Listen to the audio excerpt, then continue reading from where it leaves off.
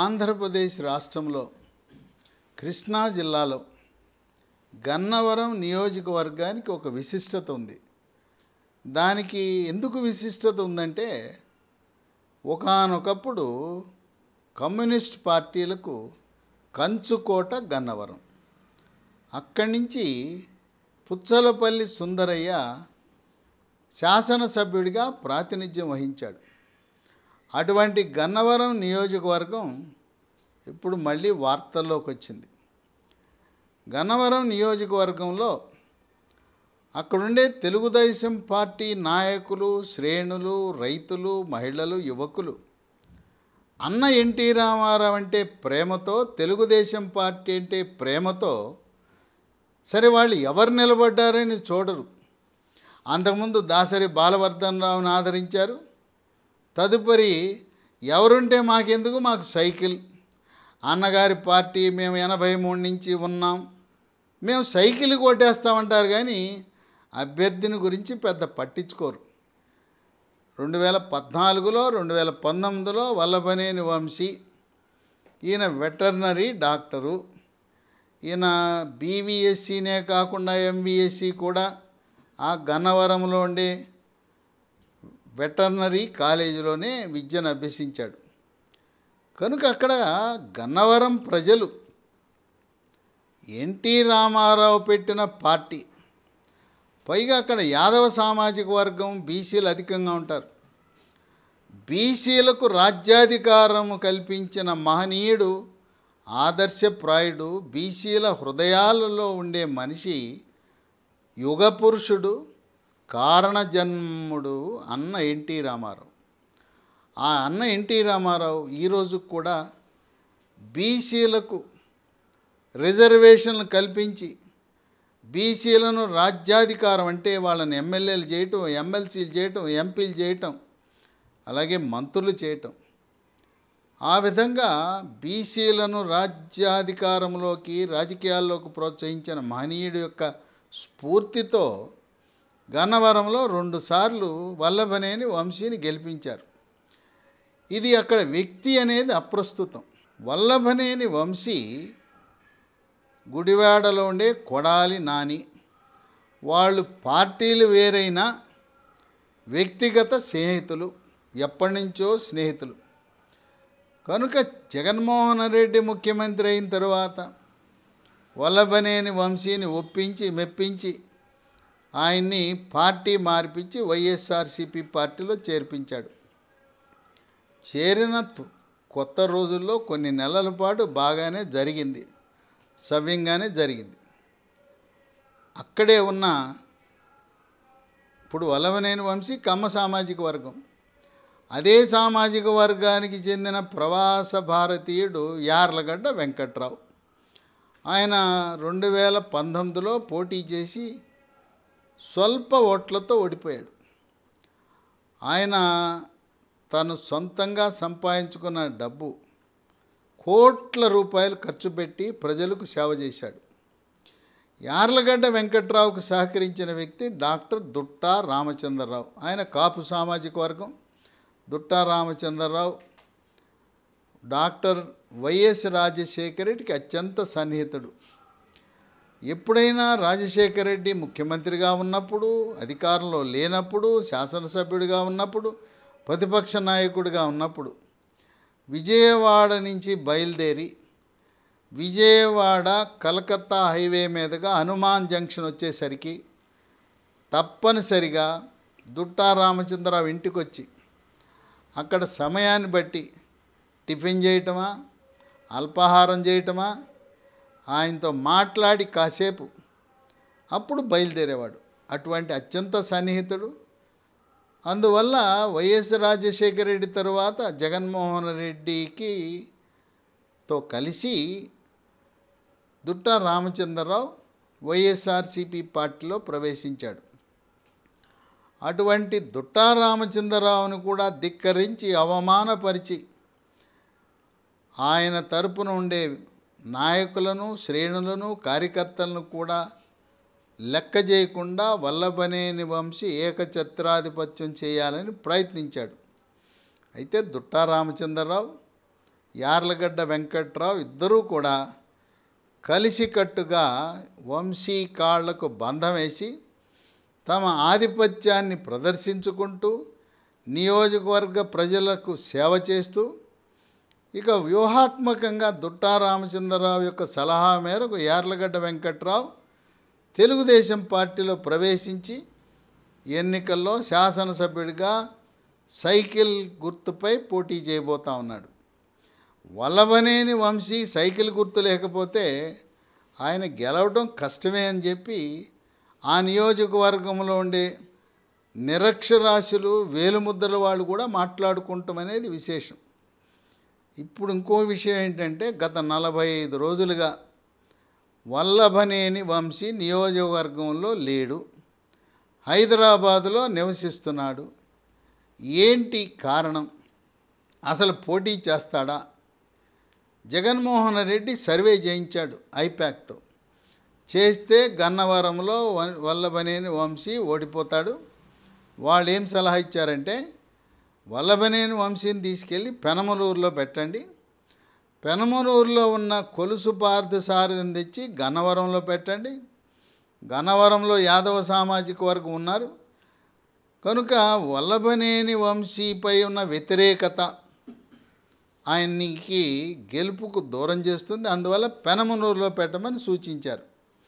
ఎప్పుడైతే కొలుసు పార్థసారథిని పెనమలూరు నుంచి గన్నవరం పొమ్మన్నారో ఆయన నేను వెళ్ళను అని పెనమలూరులోనే తెలుగుదేశం పార్టీ తరపున పోటీ చేయాలని అనుకున్నాడు. అవసరమైతే పెనమలూరు కాకపోతే నూజివీడు నియోజకవర్గంలో నుంచైనా కొలుసు పార్థసారథి పోటీ చేస్తాడు. అసలు కారణం ఏంటంటే ఆయన సీనియరు, మంత్రివర్గంలో స్థానం ఆశించాడు. మొదటిసారి పేర్ని నాని కొడాలి నాని ఆయనకున్న సీనియారిటీ ముందు జూనియర్లు కాదు సబ్ జూనియర్లు. రెండవసారి స్థానం కల్పించిన జోగి రమేష్ ఆయన కూడా జూనియర్ కూడా కాదు సబ్ జూనియర్లు. అలాంటి వారికి మంత్రివర్గంలో స్థానం కల్పించి నేను రాజశేఖర్ రెడ్డి క్యాబినెట్లోనే మంత్రిగా పనిచేశాను, నా తండ్రి రెడ్డయ్య మచిలీపట్నం ఎంపీగా 1991లోనే రాజకీయం చేశాడు, నన్ను అవమానించారని మనసులో పెట్టుకుని తర్వాత కొలుసు పార్థసారథికి కొంత సమాచారం ఉంది. ఈసారి వైఎస్ఆర్సీపీ పార్టీ అధికారంలోకి రాదు, తెలుగుదేశం పార్టీ అధికారంలోకి వస్తుంది, జనసేన కలిస్తే బీజేపీ పొత్తు గెలుస్తుంది, గెలిస్తే చంద్రబాబు నాయుడు కొలుసు పార్థసారథి యాదవ సామాజిక వర్గాన్ని గౌరవించి మంత్రివర్గంలో స్థానం కల్పిస్తాడని పార్టీ మారి తెలుగుదేశం పార్టీ తరపున పోటీ చేస్తున్నాడు. ఇక ఇప్పుడు వల్లభనేని వంశీ పోటీ చేస్తే ఓడిపోతాడనే సమాచారం ఐపాక్ వాళ్ళు చెవులో జోరీలాగా పోరుతున్నారు జగన్మోహన్ రెడ్డికి. ఇక ఇప్పుడు వాళ్ళు తప్పనిసరి పరిస్థితుల్లో వేరే పేర్లు పరిశీలిస్తున్నారు. వల్లభనేని వంశీ 6 వారాలు 45 రోజులుగా నియోజకవర్గంలో కనపడటం లేదు, హైదరాబాదులో ఏం చేస్తున్నాడో ఎవరికీ తెలియదు. ఇప్పుడు ప్రత్యామ్నాయ పేర్లను పరిశీలిస్తూ వల్లభనేని వంశీని ప్రభుత్వం అధికారంలోకి వస్తే అప్పుడు ఏదైనా ఎమ్మెల్సీనో నామినేటెడ్ పదవిలో ఏదైనా చూద్దామని ఆలోచన చేస్తున్నారు. దీంట్లో 2 పేర్లు అక్కడనే నియోజకవర్గ వైఎస్ఆర్సీపీ శ్రేణులు నాయకులు చర్చించుకుంటున్నారు. మొదటిది దుట్టా రామచంద్రరావు కుమార్తె, అక్కడ దుట్టా సీతా మహాలక్ష్మి, ఆమె అయితే బాగుంటుంది, ఆమె అయితే గట్టి పోటీ ఇవ్వగలదు యార్లగడ్డ వెంకట్రావుకి. యార్లగడ్డ వెంకట్రావు కమ్మకుమ్మల కులం, దుట్టా రామచంద్రరావు కాపోట్లన్నీ చీల్చొచ్చు అని మాట్లాడుకుంటున్నారు. కానీ దుట్టా రామచంద్రరావు ధర్మరాజుల కొన్ని నీతి సూత్రాలకు ధర్మానికి కట్టుబడి ఉంటాడు. జగన్మోహన్ రెడ్డి చెప్పేదేమో మాట తప్పను మడమ తిప్పను అంటే ఆయన ముఖ్యమంత్రి అయిన తర్వాత ఒక్క మాట కూడా చెప్పింది చేయలా. మడమ తిప్పనన్నాడు, తిప్పిందే మడమే తిప్పాడు. ఆంధ్రప్రదేశ్ రాష్ట్ర ప్రజలకు ముఖ్యంగా కృష్ణా, గుంటూరు, ప్రకాశం, పశ్చిమ గోదావరి, ఉభయ గోదావరి జిల్లా ప్రజలకు ఏం చెప్పాడు జగన్మోహన్ రెడ్డి? నేను అధికారంలోకి వస్తే అమరావతి రాజధానిని కొనసాగిస్తూ ఇంకా దాన్ని అభివృద్ధి చేస్తాను అని చెప్పాడు. ప్రతిపక్ష నాయకుడు ఉన్నప్పుడు శభాష్, అమరావతి అయితే అటు రాయలసీమకు ఉత్తరాంధ్రకు మధ్యగా ఉంటుంది, అందరికీ అనుకూలం, నేను మనస్ఫూర్తిగా సమర్థిస్తున్నానని ప్రతిపక్ష నాయకుడిగా చెప్పాడు. ముఖ్యమంత్రిగా అందలం ఎక్కగానే అమరావతి రాజధాని వద్దు, 3 రాజధానులు కావాలని మాట తిప్పిన మనిషి. ఇప్పుడు వల్లభనేని వంశీ మరి కుడితిలో పడ్డ ఎలికలా అయ్యాడు. గుడివాడలో కొడాలి నాని తన పరిస్థితే అంతంత మాత్రంగా ఉంది. కొడాలి నాని ఈసారి విజయం సాధించడం కష్టమే. గన్నవరంలో ఉండే ప్రవాసాంధ్రుడు యార్లగడ్డ వెంకట్రావు లాగా మరొక ప్రవాసాంధ్రుడు అక్కడ వెన్నిగళ్ళ రాము ఆ నియోజకవర్గంలో ప్రవేశించి కొడాలి నానిని 50,000 ఓట్లతో ఓడించడానికి రంగం సిద్ధం చేసుకున్నాడు. వెన్నిగళ్ళ రాము కలిసి వచ్చే అంశం ఏంటంటే ఆయన కమ్మ కులస్థుడు, భార్య మాల సామాజిక వర్గం. భార్య మాల సామాజిక వర్గం అయితే భార్య యొక్క తండ్రి అంటే పిల్లనిచ్చిన మామ పాస్టరు. ఆయన చర్చిల్లో మతబోధ చేస్తున్నాడు. అందువల్ల మాల సామాజిక వర్గము, క్రైస్తవులందరూ కూడా గుడివాడ నియోజకవర్గంలో ఉన్నవారు వెన్నిగళ్ళ రాముని ఆదరించాలి, ఆయనకు ఓట్లు వేయాలి, ఆయన ఎమ్మెల్యేగా గెలిపించాలని చూస్తున్న తరుణంలో కొడాలి నాని అక్కడ గెలవటమే కష్టం. గన్నవరంలో చక్కగా తెలుగుదేశం పార్టీలో కొనసాగి ఉంటే మళ్ళీ వల్లభనేని వంశీ హ్యాట్రిక్ ఎమ్మెల్యే అయ్యేవాడు. ఇప్పుడు తెలుగుదేశంలోకి వస్తానన్నా చంద్రబాబు నాయుడే కాదు, ఎవ్వరూ కూడా వల్లభనేని వంశీ బతికున్నంత కాలము ఆయన్ని తెలుగుదేశం పార్టీలో ప్రవేశానికి అంగీకరించరు. ఆయన చంద్రబాబు నాయుడు యొక్క కుటుంబ సభ్యుల గురించి చేసిన వ్యక్తిగత విమర్శలు చాలా బాధాకరం. అందువల్ల వల్లభనేని వంశీని, కొడాలి నానిని ఈ ఇద్దరిని కూడా ఎట్టి పరిస్థితుల్లో భూమి ఆకాశాలు ఉన్నంత కాలము, వాళ్ళు బతికున్నంత కాలము తెలుగుదేశం పార్టీలో ప్రవేశము ఉండబోదు. కనుక దుట్టా రామచంద్రరావు జగన్మోహన్ రెడ్డిలా మాట మార్చే వ్యక్తి కాదు. ఆయన యార్లగడ్డ వెంకట్రావుని గెలిపించాలనుకున్నాడు. వల్లభనేని వంశీకి కుక్క కాటుకు చెప్పు దెబ్బనే విధంగా ఓడించాలనే దృఢ సంకల్పంతో ఉన్నాడు. పార్టీ వైఎస్ఆర్సీపీ అయినా గన్నవరం నియోజకవర్గంలో వల్లభనేని వంశీకి టిక్కెట్ ఇస్తే అతను ఓడిస్తానని బహిరంగంగా చెప్పాడు దుట్టా రామచంద్రరావు. ఇక ఇంకో పేరు తెర మీదకి తెచ్చారు. కొలుసు పార్థసారథి పెనమనూరులో కాకుండా నూజివీడులో పోటీ చేస్తే అక్కడ నూజివీడు నియోజకవర్గంలో 2 సార్లు తెలుగుదేశం పార్టీ తరపున ఓటమి చెందిన ముద్రబోయిన వెంకటేశ్వరరావు యాదవ సామాజిక వర్గానికి చెందినవాడు ఉన్నాడు. ఆయన సీట్ ఆశిస్తున్నాడు. ఆయనకు నూజివీడులో తెలుగుదేశం పార్టీ టిక్కెట్ ఇవ్వకపోతే ముద్రబోయిన వెంకటేశ్వరరావుని గన్నవరానికి తెచ్చి వైఎస్ఆర్సీపీ పార్టీ టిక్కెట్ కట్టబెట్టాలనే ఆలోచన కూడా ఉంది. ఎందుకంటే ముద్రబోయిన వెంకటేశ్వరరావు మాజీ ఎంపీ, మాజీ కేంద్ర మంత్రి, ఎక్కువ సంవత్సరాలు కాంగ్రెస్ పార్టీతో సన్నిహితంగా ఉన్న కావూరి సాంబశివరావు ఆయన అనుచరుడు. కావూరి సాంబశివరావు ప్రయత్నం చేసినా గన్నవరం కాంగ్రెస్ సీట్ ఇవ్వాల. అప్పుడు కావూరి సాంబశివరావు అతను ప్రోత్సహించి, వెంకటేశ్వరరావు ఏం పర్వాలేదా, నువ్వు ఇండిపెండెంట్గా వేసి అన్నాడు. ఇండిపెండెంట్గా వేసి ఆయన కావూరి సాంబశివరావు యొక్క ఆశీస్సులతో గెలిచాడు. ముద్రబోయిన వెంకటేశ్వరరావు గన్నవరంలో మొదటిసారి ఇండిపెండెంట్గా గెలిచాడు. తదుపరి కాంగ్రెస్ పార్టీ ఆయన యొక్క బలాన్ని గుర్తించి తదుపరి కాంగ్రెస్ సీట్ ఇచ్చారు. 2 సార్లు ఎమ్మెల్యేగా గన్నవరంలో ఉన్న గన్నవరంలో వల్లభనేని వంశీ ఉన్నాడని చంద్రబాబు నాయుడు అతను ఉన్నాడు సిట్టింగు. వెంకటేశ్వరరావు, ముద్రబోయిన వెంకటేశ్వరరావు నువ్వు నూజివీడు వెళ్ళు, నూజివీడులోనూ గన్నవరంలో 2 నియోజకవర్గాల్లో యాదవ సామాజిక వర్గం బాగున్నారు, మీకు అనుకూలంగా ఉంటుందని పంపించడం జరిగింది. ఇక ఇప్పుడు వల్లభనేని వంశీ ఆయనకి గన్నవరం సీటు రావటము ప్రశ్నార్థకమే.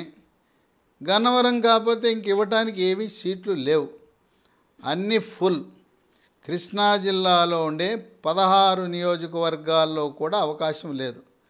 సరే, జగన్మోహన్ రెడ్డి ఒక కొత్త పథకాన్ని పెట్టాడు. దేశంలో ఏ రాజకీయ పార్టీ ఇంతవరకు ఇలాంటి పథకం, రాజకీయ నాయకులకు అంతర్జిల్లా, అంతర్జోన్, అంతర్రాష్ట్ర బదిలీల పథకం పెట్టాడు. 70 మంది ఎమ్మెల్యేలను ఇతర నియోజకవర్గాలకు బదిలీ చేసే కార్యక్రమం. ఎమ్మెల్యేని ఎంపీగా, ఎంపీని ఎమ్మెల్యేగా పెట్టడం. ఆ పథకం కింద ఏమైనా వల్లభనేని వంశీ మరి గోదావరి జిల్లాలను లేదా ఇతర జిల్లాలకు అంతర్జిల్లా బదిలీ కింద అవకాశం కల్పించాలి. కానీ గన్నవరంలో జగన్మోహన్ రెడ్డి వల్లభనేని వంశీకి టిక్కెట్ ఇచ్చే పరిస్థితి లేదు. గుడివాడ కొడాలి నాని వచ్చి గీ పెట్టినా జగన్మోహన్ రెడ్డి ఎవ్వరి మాట వినడు, మొండివాడు. ఏ విధంగా ఒంగోలులో బాలినేని శ్రీనివాసరెడ్డి అనేక మార్లు మాగుంట శ్రీనివాసరెడ్డికి ఎంపీ ఇవ్వు, ఎంపీ టిక్కెట్ ఇవ్వు అంటే నేను ఇవ్వను అని ఏ విధంగా మొండి పట్టేసుకుని మాగుంట శ్రీనివాసరెడ్డిని తెలుగుదేశం పార్టీకి వెళ్ళేలా చేశాడో, అదేవిధంగా ఇప్పుడు పీకే ప్రశాంత్ కిషోర్ వాళ్ళ టీము సర్వేల ఆధారంగా వల్లభనేని వంశీకి గన్నవరంలో టిక్కెట్టు రాదు అని అంటున్నారు. ఒకవేళ ఇచ్చినా యార్లగడ్డ వెంకట్రావు గన్నవరం నియోజకవర్గంలో 50,000 మెజార్టీతో విజయం సాధించటం, పైగా ఈ 50,000 మెజార్టీ మచిలీపట్నంలో జనసేన పార్టీ తరపున పోటీ చేయాలనుకుంటున్న వల్లభనేని బాలశౌరి విజయానికి దోహదపడుతుంది. అందువల్ల గన్నవరం, గుడివాడ 2 చోట్ల కూడా ఇద్దరు ప్రవాసాంధ్రులు. గుడివాడలో అక్కడ వెన్నిగళ్ళ రాము, ఇక్కడ ప్రవాసాంధ్రుడు యార్లగడ్డ వెంకట్రావు. ఈ 2 నియోజకవర్గాల్లో 1,00,000 ఓట్లు మచిలీపట్నం లోక్సభ అభ్యర్థికి అధికంగా వచ్చేలా చేస్తాయని విశ్లేషకులు భావిస్తున్నారు. ఏది ఏమైనా వల్లభనేని వంశీ రాజకీయ చరిత్ర సమాప్తము కాబోతుంది ఇంతటితో అని చెప్పి అక్కడుండే నియోజకవర్గ ప్రజలు, కృష్ణా జిల్లా ప్రజలు అందరూ కూడా చర్చించుకోవటం అనేది విశేషము.